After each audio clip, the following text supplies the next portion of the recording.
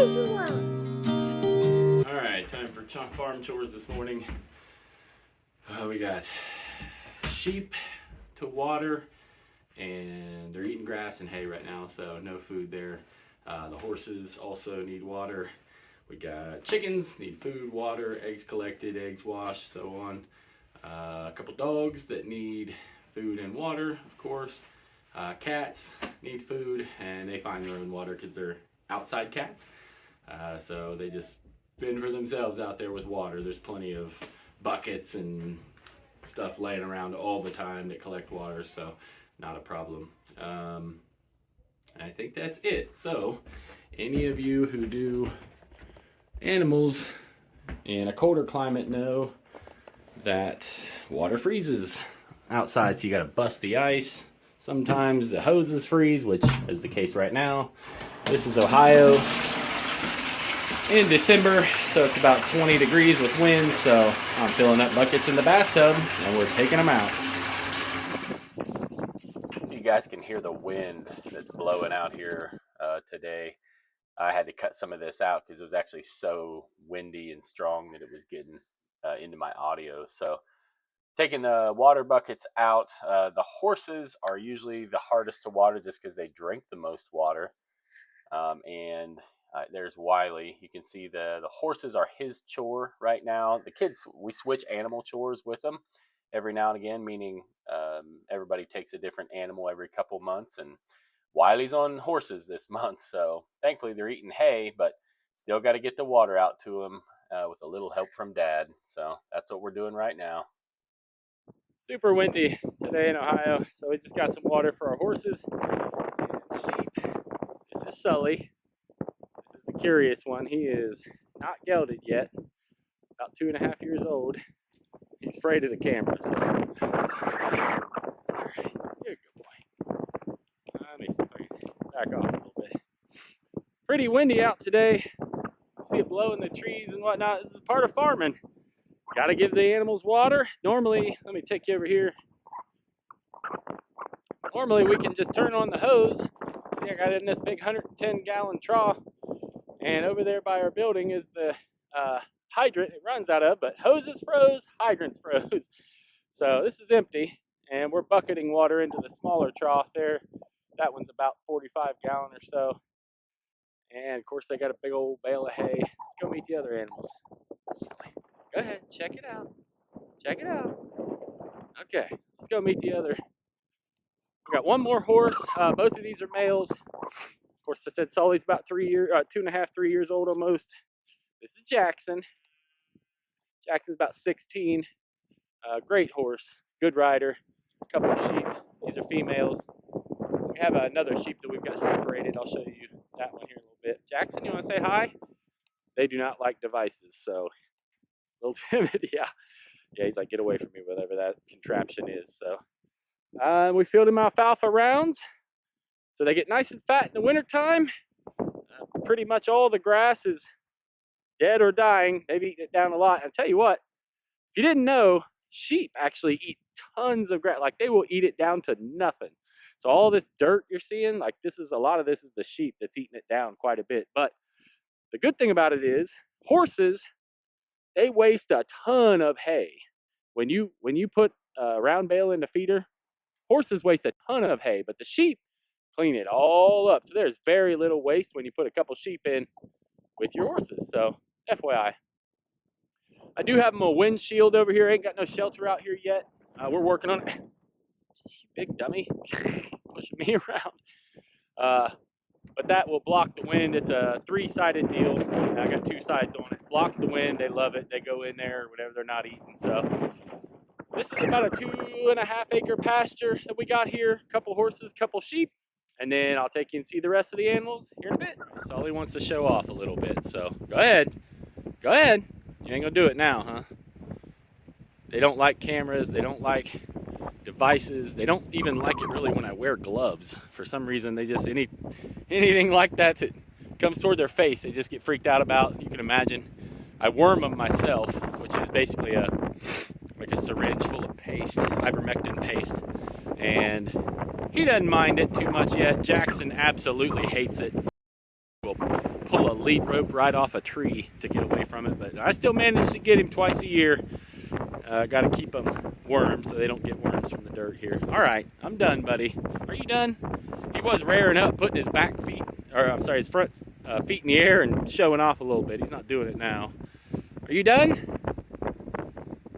Okay, I think he's done. Watch him. I'm telling you, he plays, but he didn't understand them sheep are a lot smaller than him. Or he doesn't care, one of the two. There he goes. Look at him hiding behind my fixture there. He's funny. Okay, this is our beef cow. We've done beef cows before. It's been a while. This guy's probably, I can't remember how old he is. 6 months, maybe 5 months. We affectionately name him Cowie. Just easy to remember. We feed him mostly grain. I'm getting ready to put a round bale in here for him though. Keep him pretty close pinned up. I don't let him roam in the pasture because we do want to control how much hay he's getting. He's a mostly grain-fed cow, just for beef, and of course fun. He is funny. Come here, Callie. Starting to get him some horns a little bit, which we did not get removed. I'm thinking maybe once they start growing, we'll just cut them flat. We've had them removed in the past, and man, it's tough to watch. They literally, you can kind of see his little nubs here. They literally hold that cow down and burn him out of his head, which we did not like before. So we're just going to do it, I guess, hopefully the easy way, or maybe the less invasive way. So we got little rooster running around. Oh, you stay in there. Every now and again, we'll leave the gate open and he'll get out, and he is not fun to catch. He's a squirrely little guy. Go on. Stay in there, rascal. All right, let's get him some hay. Over the years, guys, we've found that if you can find it and haul it or have it delivered, it's definitely worth getting round bales instead of square bales for large farm animals. They just, especially horses, but if you have multiple cows, maybe, they just create so much waste. Oh, Cowie's got a bag in his mouth. Looks like a feed bag blew over there. So I had to jump off the tractor real quick to get that thing because he will eat just about anything you put in there. So anyway, round bales are definitely the way to go. You get so much more out of a round bale than you do square bales, and for the price, around here in Ohio, you can get them for, I get them for about $50 a bale, and that's grass hay, and so that seems to work. I do need to mention this tractor is my neighbor's tractor. I'm praising God for great neighbors because our neighbors let us borrow this tractor anytime we need it. And of course, every time I go to pick up a round bale, we need it. For a couple years, we would roll these round bales by hand all the way from the barn up there to out to the horse field, which, you know, you're talking at least 150 yards or so. And those things are heavy. My kids would help, but that was no fun at all, especially when it was nasty and muddy. So anyway, neighbor lets me borrow this anytime. Awesome neighbors. If you're going to do a homestead, it really helps to network with people who can help you, who know what they're doing, have maybe done some of it before, and great neighbors are a great help here. So praising God for that. And there's Cowie and his round bale. So he's going to chow down. I wanted to show you this because this is really simple, but basically what we do is we switch water bowls. This will hold about 5, 6, 7 gallon. And when one freezes, I take it inside and let it thaw and fill the other one up. And of course, tomorrow, that one, if there's anything left, if he doesn't drink it all, will freeze. I'll bring the other one back out empty and take that one inside and just let it thaw. Little tip here. This is Ohio. It's pretty cold here. Things tend to freeze. I just talked to you about how I change out water bowls for the cow. This under here is an inside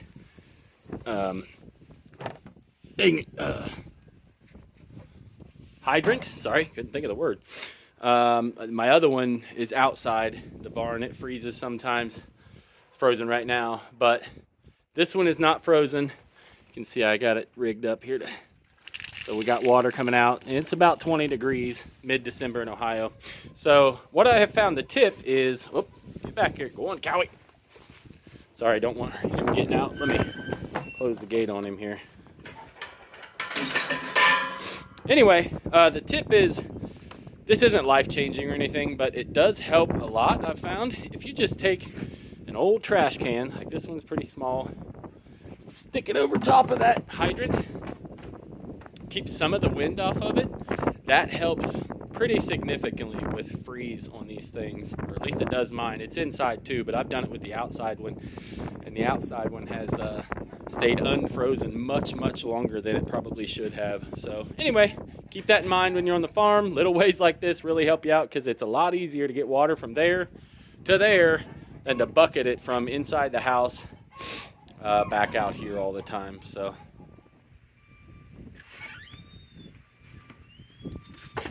Yanny! Yanny! Yanny!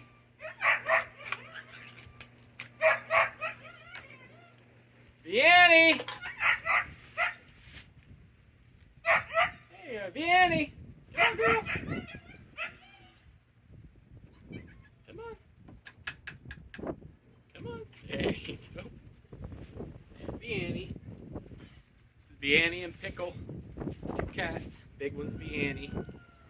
Kids named her after Vienna sausages, because that's what they fed her when we first got her. This is Pickle. Not sure where that name came from. Found Pickle in a parking lot in town. Nobody claimed her. Vianney showed up one day with her mom. She was a little kitten. Showed up one day with mom out of the blue. And next day, mom was gone. Vianney never left. So kids started feeding her Vianney sausages. Now she's a brave mouse hunter. And she gets canned food. So kind of lazy, but when she doesn't have that, she'll go out and catch mice, and stuff all over the farm. Never seen her catch anything bigger than that, but she's a good cat. I'm normally not a cat person, but these two have kind of taken my heart a little bit. So this is feeding the cats. All right, time to do the dogs. Over here. This old barn has seen better days. We don't really use it for anything, but every now and again, we'll pin up one of the dogs out here. We've got 2 dogs.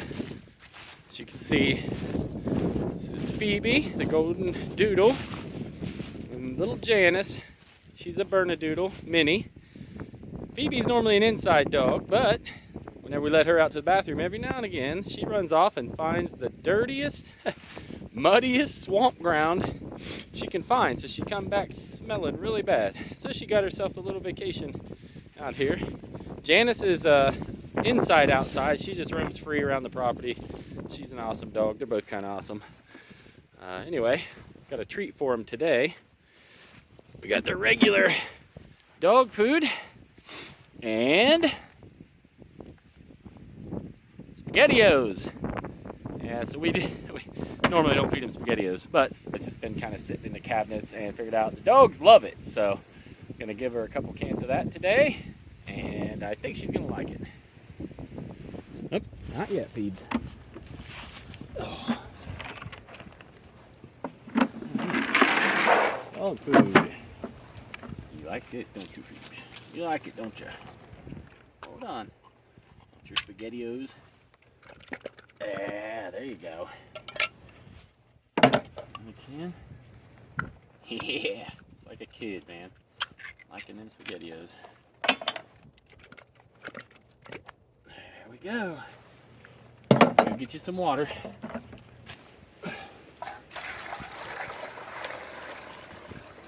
Alright.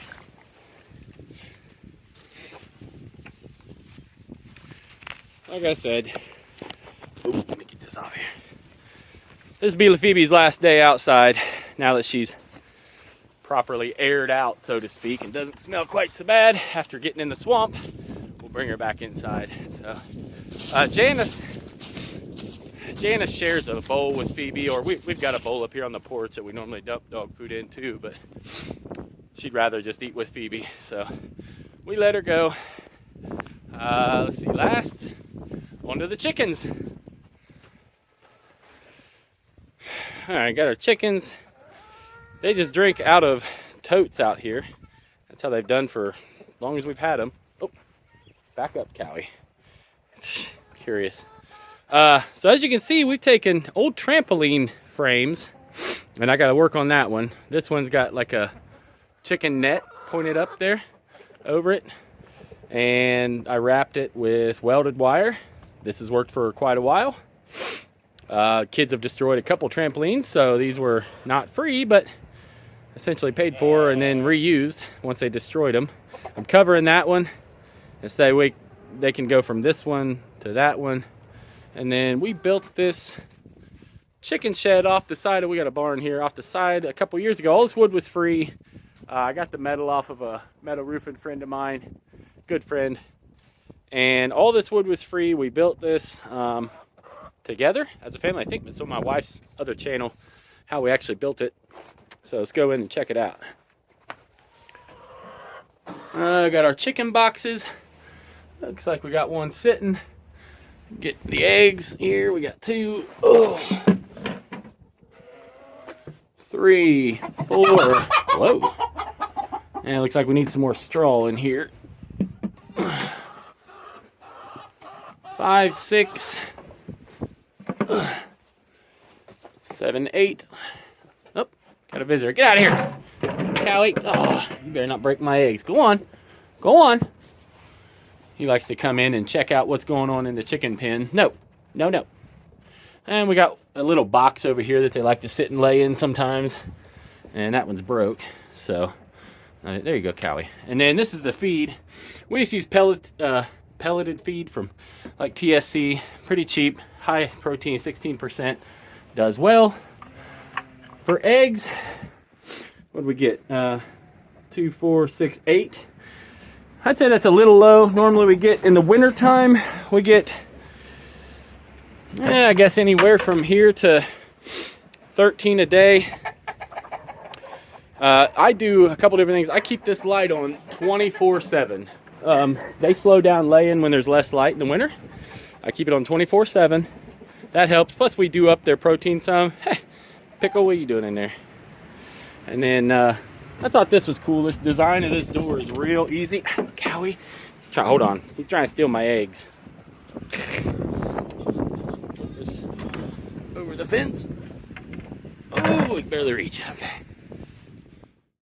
It's like Cowie snuck in there when I wasn't looking, so I almost closed him up in there. But I want to show you this door that I built. It's nothing, guys. It's so easy. Just a piece of plywood with a handle to lift and just a pendulum swinging closure right there. Doesn't have to have a hinge, doesn't have to have a doorknob. Very simple. Our local pallet yard, there's one around here. They make pallets, are free. They put out a bunch of free wood, and so we've been building a fence based on what they've got out there. These are like big oak pallets, solid for a cow. I just take them and I drive by there every couple days, and when I see them I load them up and bring them home, and we just put them out here and put some T-posts in behind them to stabilize them, and then those are just like lead ropes that I've tied to it. So get a couple more. We're going to extend this fence out, but all free. Try to do everything we can frugal if possible. So anytime we can get something free or reused and repurpose it, that's what we try to do. So all right, animal chores are done, and it took us probably a half hour or so. I want to let you guys know we're just making this work. You know, we're not pros by any means. I got 5 acres here with the family, and we put animals on them because that's what we always want to do. We don't claim to know it all. You know what I do when I don't know, how to get something done or what to do with a horse or whatnot? I YouTube it. I ask around. I figure it out. That's kind of what we do, is figure things out. So if you see something, you got a better way of doing it, man, let us know, because we're living this life trying to run this 5-acre family farm together. We're trying to have fun doing it, but ultimately we want to give glory to the Lord, because He is the one who makes it happen by His grace alone. That's how we get it done.